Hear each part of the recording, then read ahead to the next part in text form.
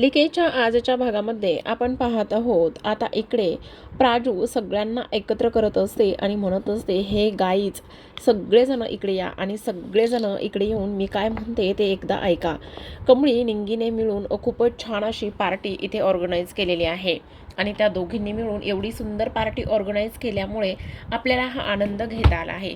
पण थोडीशी मजा मस्ती आणि धमाल झालीच पाहिजे ना, मस्त गाणी वगैरे लावून डान्स वगैरे केला पाहिजे ना, असं प्राजू म्हणत असते. तेव्हा आपण पाहतो की लगेचच आता इकडे जी काही निंगी आहे ती म्हणत असते, मग मस्त गाणी लावायची आणि डान्स करायचा का. तेव्हाच आता निंगी म्हणते, ए बाई असलं काही करता येणार नाही, इथे मॅडमनी सांगितलंय एवढ्या एवढ्या टायमातच पार्टी संपवायची आणि जास्त मजा मस्ती आणि धमाल करायची नाही आहे, समजलं. तेव्हा लगेच एक मैत्रीण म्हणत असते, मग ठीक आहे आपण इथे अंताक्षरी खेळूयात का. पण तेव्हा नाही नाही, ही गावाकडची पार्टी आहे, मग त्याकरिता आपण मस्त रुमाल पाणी खेळायचं का. बरं, गावाकडचेच खेळ मस्त खेळूयात. तेव्हाच शंभू आणि बाकीचे मित्रसुद्धा म्हणत असतात, हो मी तसंही खूपच दिवस झालं गावाकडचा कुठलाच खेळ खेळायलो नाही आहे, मग मस्त आपण रुमाल पाणी वगैरे खेळायचं का. तेव्हाच आता इकडे अनिका येत असते. अनिका तिथे आल्याबरोबर ती म्हणत असते, ए काय काय चाललेलं काय आहे तुम्हा दोघांचं आणि तेव्हा इथे गेम्स वगैरे खेळणार आहात का तुम्ही. तेव्हा इथे लगेचच जी काही अनिका आहे ती म्हणत असते, आपण आता ह्या सगळ्या गोष्टीमध्ये पार्टिसिपेट तर करायचं आहे, पण तुला माहिती ना दीपाली आपलं टार्गेट काय आहे. तर आपलं टार्गेट फक्त आणि फक्त एकच आहे आणि ते म्हणजे की काही जरी झालं ना तरी जी काही कमळी आहे ना, कमळीच्या हातामधल्या कीज ज्या आहेत त्या इथे काढून घेणे. एकदा का कमळीच्या हातामध्ये असलेल्या कीज काढून घेतल्या की मग आपलं टार्गेट आपल्याला इथे कंप्लीट करता येणार आहे, असं इथे ती बोलत असते. तर आता प्रेक्षकांनो आपण पाहतो की इकडे लगेचच जी काही अनिका आणि त्याचबरोबर सगळेजणच ह्या गेममध्ये इन्व्हॉल्व झालेले असतात.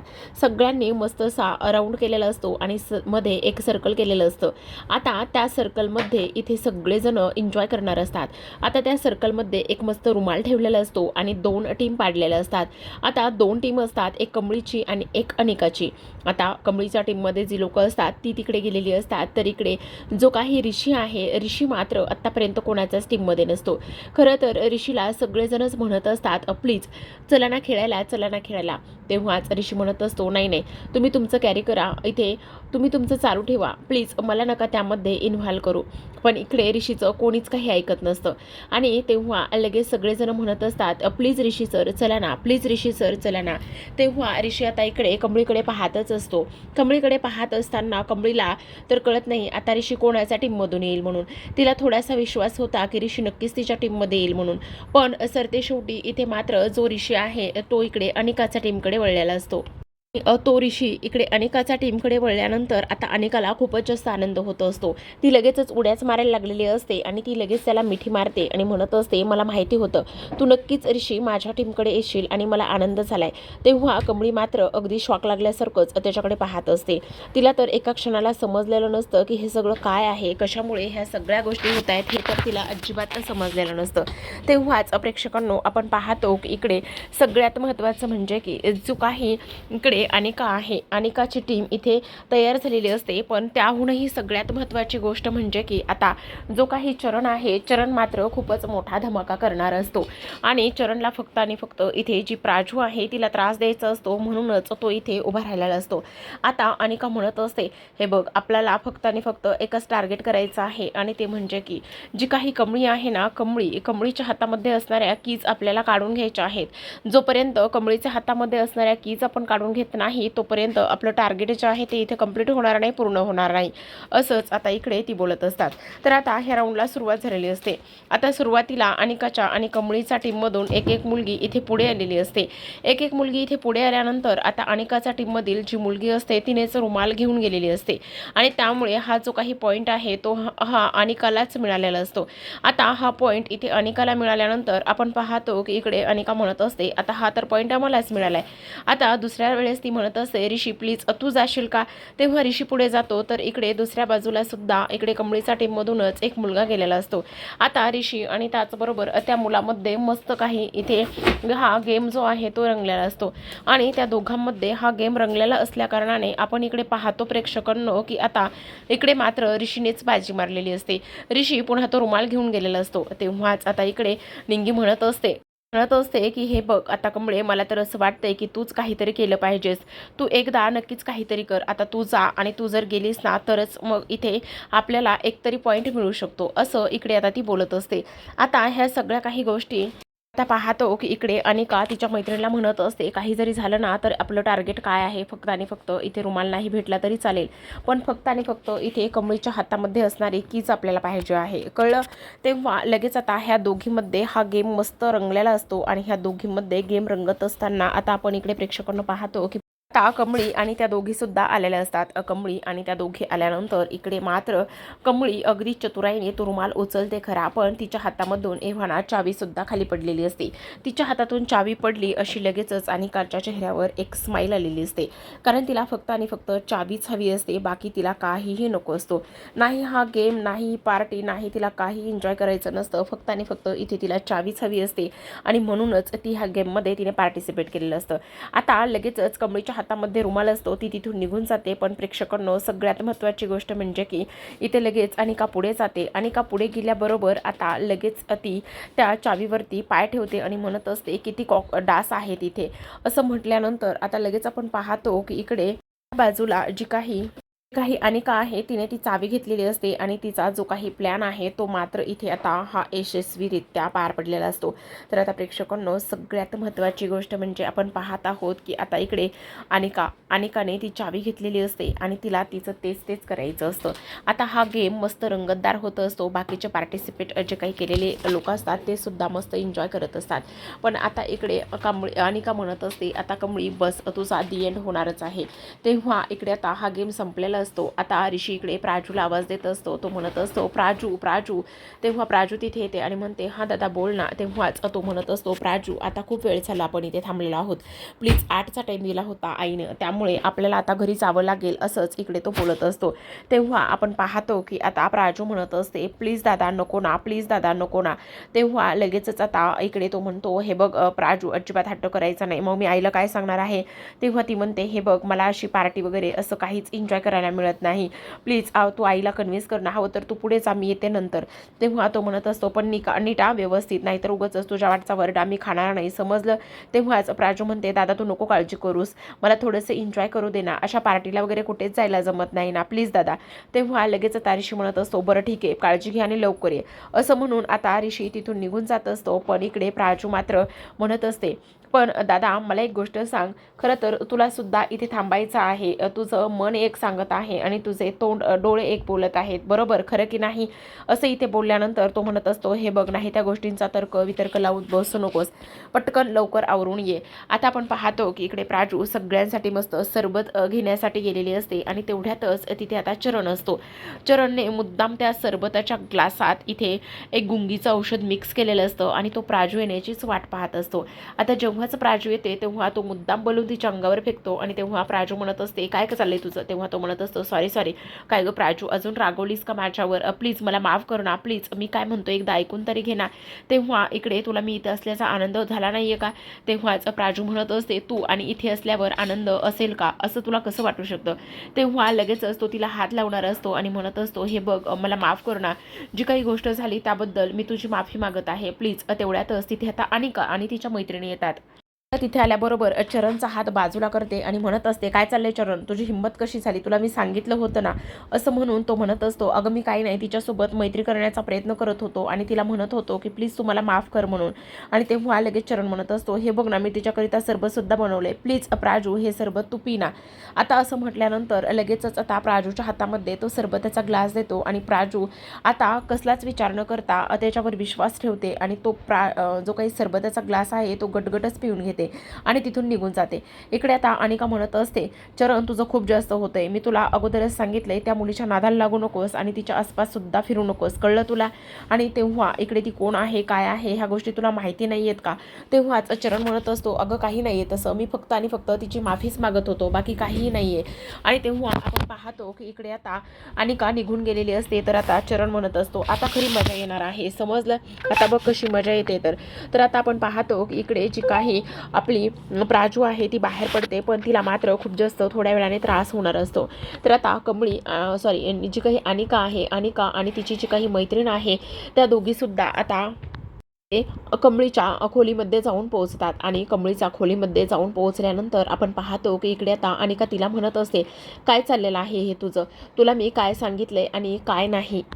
पण पाहतो की इकडे अनिका म्हणत असते, तू का आणि कशासाठी आलेली आहेस इथे, फक्त आणि फक्त इथे माझं तोंड पाहायला आलेली आहेस का, नाही ना, मग तुला काय काम सांगितलेलं आहे ती गोष्ट इथे तुझ्या लक्षात नाही आहे का, चल पटकन इथे जे काम पटकन करून घे, कळलं. आणि तेव्हा लगेचच आता ती म्हणत असते, पण मला एक गोष्ट सांग इथे, आता सगळ्यात महत्त्वाची गोष्ट म्हणजे की काही जरी झालं ना तरीसुद्धा आपण हे सगळं काही करायला निघालेलो आहोत, पण ह्या सगळ्या गोष्टी करत असताना तुला वाटते का हा जो काही आपला प्लॅन आहे तो इकडे वर्क होईल म्हणून.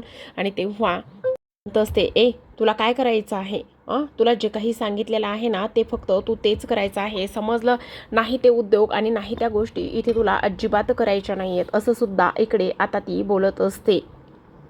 आता सगळ्यात महत्त्वाची गोष्ट म्हणजे प्रेक्षकांनो अनिका म्हणत असते, आता इकडे तिने जे काही इलेक्शनमध्ये पार्टिसिपेट केलं, कबड्डी मॅच जिंकली, त्याचबरोबर माझ्या घरी येऊन ह्या सगळ्या काही गोष्टी इथे ती करत आहे. आता मी तिला जन्माची अद्दलसुद्धा इकडे घडवणार आहे. काही जरी झालं ना तरीसुद्धा इकडे मी चांगलाच धडा तिला शिकवणार आहे, असं इकडे ती बोलत असते. तर आता प्रेक्षकांनो इकडे ऋषी जेव्हा घरी गेलेला असतो आणि ऋषी जेव्हाच घरी जातो तेव्हा मात्र इकडे त्याला खूप अस्वस्थ होत असतो. तो एकच विचार करत असतो की हे सगळं मला काय होतंय, कशा पद्धतीने ह्या सगळ्या गोष्टी होत आहेत याचाच तो इथे विचार करत असतो. नाही, आता हे सगळं अशा पद्धतीने व्हायला नकोय वगैरे वगैरे असंच इकडे तो बोलत असतो. तेव्हाच आता आपण पाहतो की इकडे लास्ट टाइम जेव्हा कमळी कबड्डीमधून इथे गायब झाली होती तेव्हा सुद्धा मला याच पद्धतीने सगळं काही होत होतं, याच पद्धतीने मला त्रास होत होता, मग आता सुद्धा मला तोच आणि सेम तसाच त्रास का होतोय याचाच आता इकडे ऋषी विचार करत असतो. नाही काही आणखी पुन्हा होणार आहे का, पण मला असं वाटतंय की मी कमळीसोबत इथे उगाचच अबोला धरलेला आहे, कमळी बरोबर असेल का, मी अशा गोष्टी इथे करायला नकोयत का, हे सगळं काही इकडे आता तो बोलत असतो. तर आता आपण प्रेक्षकांनो इकडे पाहतो की तो म्हणत असतो, मला असं वाटतंय की नाही आत्ताच्या आत्ता जावं आणि कमळीला भेटावं म्हणून, पण हे सगळं का माझ्याच बाबतीत होतंय असं सुद्धा इकडे आता तो बोलत असतो. तेव्हाच प्रेक्षकांनो आपण इकडे पाहतो की लगेचच आता दुसऱ्या बाजूला जी प्राजू आहे ती तिथून बाहेर पडल्यानंतर इकडे तिला त्रास व्हायला सुरुवात होत असतो. तेव्हा तिला चालणं सुद्धा कठीण जातं असतं आणि चालताना होणारा त्रास मात्र तिच्यासाठी अशक्य झालेला असतो. आता इकडे ऋषीला त्रास होत असतो, त्या सगळ्या गोष्टी आठवत असतात, तर तिकडे दुसऱ्या बाजूला जी प्राजू आहे तिला त्रास होत असतो. तो विचार करत असतो, हे सगळं काय होतंय माझ्या बाबतीत, मला ह्या सगळ्या गोष्टींचा का त्रास होतोय, मला एवढं अस्वस्थ का बरं वाटतंय, मी उगाचच तिथून आलोय का मी पुन्हा आणखी हॉस्टेलवर जायला पाहिजे, असा इकडे तो विचार करत असतो. आणि ह्या सगळ्या गोष्टी इकडे काही कोणी अडचणीत तर नसेल ना असा सुद्धा इकडे तो विचार करत असतो. तर आता प्रेक्षकांनो आपण पाहतो ह्या सगळ्या काही गोष्टी ते होत असताना जो काही आपला इकडे ऋषी आहे, ऋषी मात्र त्याच गोष्टीचा पुन्हा पुन्हा विचार करत असतो. आता प्राजू चालत असतानाच तिला चालणं सुद्धा अशक्य होत असतं आणि चालताना अशक्य होत असताना आता मात्र इकडे लगेचच चरण तिच्या पाठीमागे येतो आणि चरण आल्यानंतर इकडे तो तिला आधार देण्याचं काम करत असतो. तो म्हणत असतो, तुला कसला त्रास होतोय का, काही होतंय का तुला, प्लीज काही जर होत असेल ना तर मी इथे तुला नक्कीच मदत करायला तयार आहे, असं सुद्धा इकडे तो बोलत असतो. तेव्हाच ती म्हणत असते, नाही मला कसलाही त्रास होत नाही, प्लीज मला तुझी कसलीच मदत वगैरे काहीच नकोय, असं इकडे आता तो तिला सांगत असतो. आणि तेव्हा लगेचच आता प्राजूला चलणं सुद्धा अशक्य होतं, पण तेव्हा लगेचच आता इकडे तो म्हणत असतो, बस बेबी आणखी थोडा वेळ अजून तू माझ्या मिठीतच असणार आहेस, कारण इथे तू ते काही जे सरबत प्यायलीस ना ते सरबत प्यायल्यामुळे तुला हा सगळा त्रास होतोय, ही गोष्ट मात्र इकडे तुला समजत नाहीये, असं सुद्धा आता इकडे तो बोलत असतो. आता ह्या सगळ्या गोष्टी इकडे बोलत असताना प्रेक्षकांनो लगेचच आपण पाहतो की इकडे जी प्राजू आहे तिला त्रास होत असतो, तर आता लगेच तो तिला सावरण्याचं काम करत असतो. तर आता इकडे जी अनिका कमळीच्या खोलीमध्ये गेलेली असते तिला कसला तरी आवाज येतो आणि कसला तरी आवाज आल्यानंतर आपण पाहतो की ती म्हणत असते, नाही नाही कोणीतरी येतं इथे, आपल्याला पटकन इथून बाहेर निघलं पाहिजे. तर इकडे आता कमळीच्या आईनं म्हणजे सरूनं जे काही इथे कमळीसाठी लाडू पाठवलेले असतात ते लाडू इथे ती सगळ्यांना वाटत असते आणि सगळेजण आता इकडे कमळीने बनवलेल्या कमळीच्या आईच्या लाडूच्या हातची चव इथे चाकत असतात. तेव्हाच आपण इकडे पाहतो प्रेक्षकांनो की आता काही जरी झालं ना तरी सुद्धा एक सगळ्यात महत्त्वाची गोष्ट इथे होणार असते आणि ती म्हणजेच की आता कमळी म्हणत असते, काय मग लाडू मस्त झालेत ना, तेव्हा सगळेजण म्हणत असतात, वा वा खूपच छान लाडू झालेले आहेत, मला आणखी एक मिळेल का, असं म्हटल्यानंतर कमळी आता प्रत्येकाला पुन्हा एक एक लाडू देण्याचं काम करत असते. तेव्हाच आपण पाहतो की इकडे जी कमळी आहे ती विचार करत असते. पण आता मला असं का वाटतंय की इथे जी काही निंगी आहे ती तिथे येते आणि निंगी म्हणत असते, काय झालेलं आहे कमळी, एवढी अस्वस्थ का बरं आहेस तू? तेव्हाच ती म्हणत असते, नाही ग काही नाही, पण तुला एक गोष्ट सांगू का, आणखी पण आईने बराच खाऊ दिलेला आहे, तो मी सगळा खाऊ इथे घेऊन येऊ का, सगळ्यांना देता येईल, थांब मी जाऊन घेऊनच येते. असं म्हणून आता लगेचच ती चावी शोधत असते, पण तिच्या हातामध्ये चावीच नसते. ती म्हणत असते, अगं असं कसं झालं, माझ्या हातात तर इथे चावी होती, मग चावी काय झाली? आणि तेव्हा त्या दोघीजणी सुद्धा तिकडे घरभर शोधायला लागलेल्या असतात, ज्या ठिकाणी बसलेल्या असतात त्या ठिकाणी शोधतात. पण बऱ्याच ठिकाणी चावी शोधून सुद्धा त्यांना काही केल्या चावी इथे सापडत नाही. तेव्हाच आता इकडे निंगी येते आणि निंगी म्हणते की अगं कमळे काय झालेलं आहे? तेव्हाच आता इकडे ती म्हणत असते, अगं काय झालंय बघ ना, चावी सापडत नाही, कुठे गेली काय गेली काहीच कळत नाही, काय झालं सर चावीचं? असं बोलल्यानंतर आपण पाहतो की ती म्हणत असते, नको काळजी करूस, असेल इथेच कुठेतरी. लगेचच कमळी म्हणते, नाही मला असं वाटतंय की आता मी जेव्हा इकडे कबड्डी खेळत होतो ना तेव्हाच तिथे पडलेली असावी, मला असं वाटतंय की आपण तिथे जाऊन बघायला पाहिजे. असं म्हणून चल बरं पटकन आपण तिकडे जाऊन बघूया. तर आपण इकडे दुसऱ्या बाजूला पाहतो की जो काही चरण आहे तो आता इकडे प्राजूला घेऊन कमळीच्या खोलीमध्ये निघालेला असतो. आता कमळीच्या खोलीमध्ये निघाल्यानंतर तो इकडे तिच्यावर जबरदस्ती करण्याचा प्रयत्न करत असतो. तो म्हणत असतो की तुला मी सांगितलं होतं ना की काही जरी झालं ना तरीसुद्धा मी इथे शांत बसणार नाही, काही जरी झालं ना तरीसुद्धा इकडे मी तुला चांगलाच धडा शिकवणार आहे वगैरे वगैरे इकडे तो बोलत असतो. तेव्हाच आपण इकडे पाहतो प्रेक्षकांनो की इकडे तो म्हणत असतो, तू मला मारलेल्या त्या सगळ्या गोष्टीचा इथे मी बदला घेतल्याशिवाय राहणार नाही, असं सुद्धा इकडे आता तो बोलत असतो. तेव्हाच आता इकडे प्रेक्षकांनो आपल्याला एक गोष्ट पाहायला मिळत आहे की काही जरी झालं ना तरीसुद्धा कमळी आणि त्याचबरोबर निंगीच्या आहेत त्या इकडे त्या चावीची शोधाशोध इथे सुरू करत असतात. आता चावीची शोधाशोध सुरू करत असताना इकडे मात्र जो काही चरण आहे तो इकडे प्राजूची ओढणी खेचत असतो. आता प्राजूची ओढणी खेचत असताना प्राजू त्याला म्हणत असते, प्लीज प्लीज बाजूला हो, प्लीज आता इथे माझ्याजवळ वगैरे तू येऊ नकोस, प्लीज मी तुला सांगते ना बाजूला हो. म्हणूनच त्याला ती दूर करण्याचा प्रयत्न करत असते. आता त्याला दूर करण्याचा प्रयत्न करत असताना आपण पाहतो प्रेक्षकांनो इकडे काही जरी झालं ना तरी सुद्धा तो म्हणत असतो, आत्ता तर मी तुला दूर करणारच नाही. तर इकडे आता लगेचच जी काही कमळी आणि निंगी इथे चावी शोधत शोधत बऱ्याच ठिकाणी शोधलेली असते, पण त्यांना मात्र ती चावी जी आहे ती कुठे सापडलेली नसते. तेव्हाच आता कमळी विचार करत असते, म्हणजे ह्या अनिका आणि तिच्या ज्या काही त्या मैत्रिणी आहेत त्या तर इथे कुठेच नाही आहेत, मला तर असं खूपच घाबरल्यासारखं वाटतंय. आता इकडे चरण त्याचा मोबाईल ऑन करतो आणि चरणने त्याचा मोबाईलचा व्हिडिओ ऑन केल्यानंतर आता इकडे तो जी काही प्राजू आहे प्राजूवर जबरदस्ती करण्याचा तो प्रयत्न करत असतो.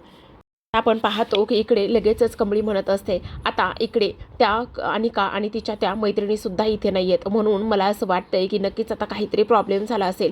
त्याचबरोबर आपण पाहतो की इकडे लगेचच जी काही कमळी आहे ती एकाच गोष्टीचा विचार करत असते, चल मला तर काहीतरी इथे त्या छेडछाड करतायत असंच वाटत आहे, म्हणून आपण ताबडतोब इकडे गेलं पाहिजे आणि सगळ्या गोष्टी इथे शोधल्या पाहिजेत. असं म्हणून ती आता कमळी इकडे खोलीकडे निघालेली असते.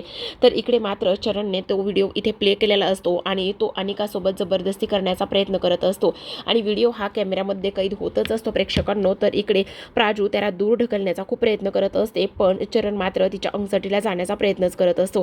तर आता प्रेक्षकांनो तुम्हाला काय वाटतं, कमळी कशा पद्धतीने अनिकाला इथे वाचवेल आणि त्याचबरोबर इथे तिची इज्जत इथे धुळीस मिळू नये म्हणून काय प्रयत्न करेल हे पाहणं खूपच जास्त इंटरेस्टिंग आणि रंजक असणार आहे. तर अशाच नवीन मालिकांचे अपडेट पाहण्यासाठी